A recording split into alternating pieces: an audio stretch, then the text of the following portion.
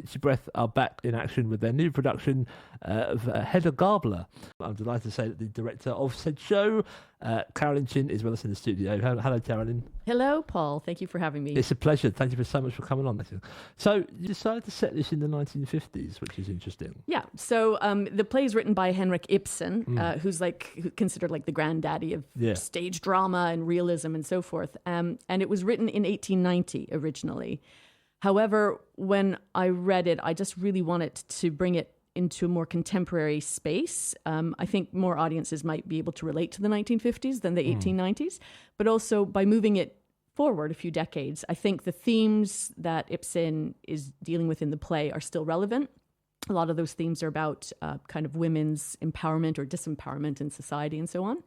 But it also allows us to play with some other movements and subcultures that were happening in the 1950s, which are really interesting and add a different layer to the play. So in the 1950s in the Western world, we saw on the surface of it this collective idea of the perfect world. You know, everyone was, girdled and everything was plastic and beautiful and new, and everyone kind of bought that image of the world. But underneath it, we see the uprising of the teenager. Teenagers didn't really exist before the 1950s, this rebellious youth, the birth of rock and roll, a rebellious movement. We had the beatnik culture intellectually rebelling against things. So it allows us to bring in these sub-themes as well. The aesthetic that I really leaned into was borrowing the look of Alfred Hitchcock films from the time. Yeah. So the Rear Window and Dial M for Murder, those ones.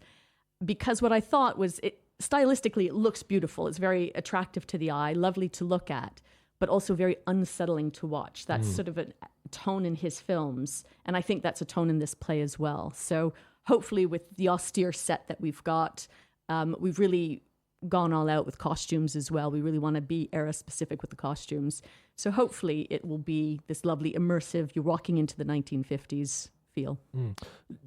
So tell us, because as ever with picture shows, you have an illustrious cast to work with. We do. I have to say, I've said this before, I'm really amazed at the quality of the cast that I've got. And it's just a delight to be directing them. Every week, just leaps and bounds of progress, really deep thinking the characters. This is a really complicated play. Yeah.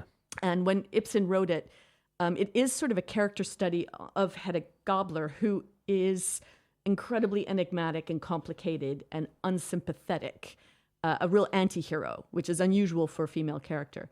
All of the characters have multi-layers to them. So the cast, you mentioned Lauren Fielding, we've got Elle Bass, we've got Steph Somerville. These are people who've been in a lot of shows locally who are just doing an amazing job, making it easy for me, really. But the challenge that we have as a company, it's not that we get to rehearse in the space that we perform in. So we've got a day, maybe two, to get in and get settled and get our lights up and get the furniture in and run the show. So we've had to be really, really clever about dressing the set in a way that is achievable for us.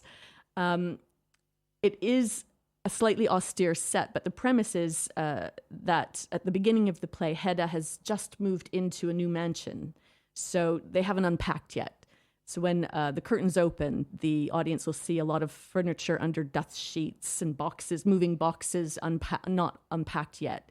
And as the play progresses, the set sort of gets built in front of the audience. But we're keeping it lean, but beautiful and austere. We're trying to get those Hitchcockian shadows in there for people.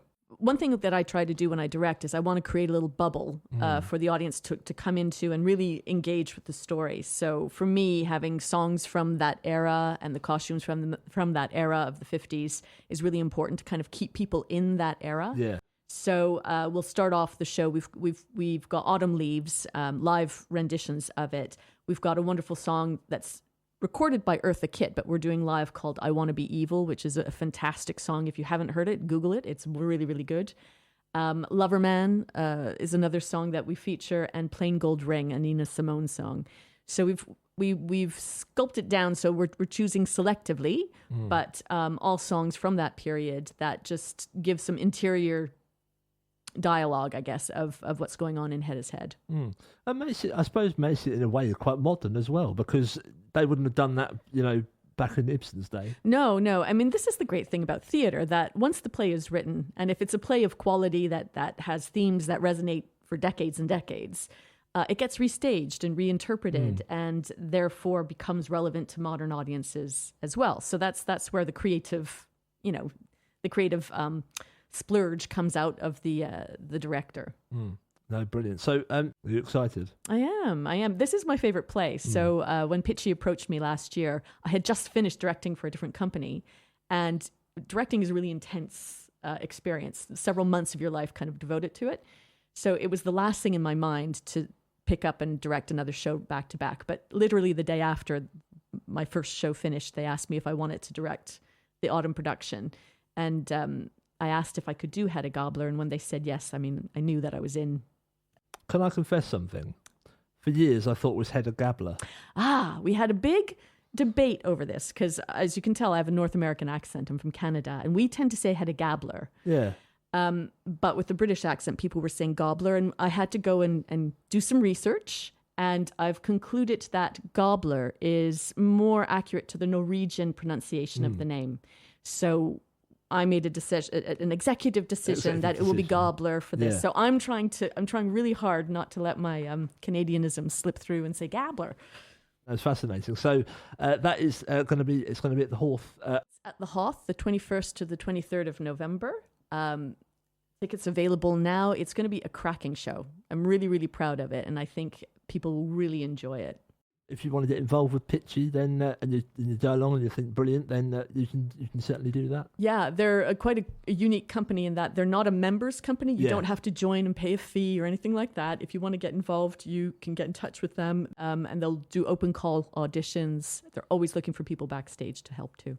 And you, if not somebody, will be here to tell us all about that. No doubt, the next director. When the time comes. Brilliant. No, that's Hedda Gabler by Pitchy Breath Theatre.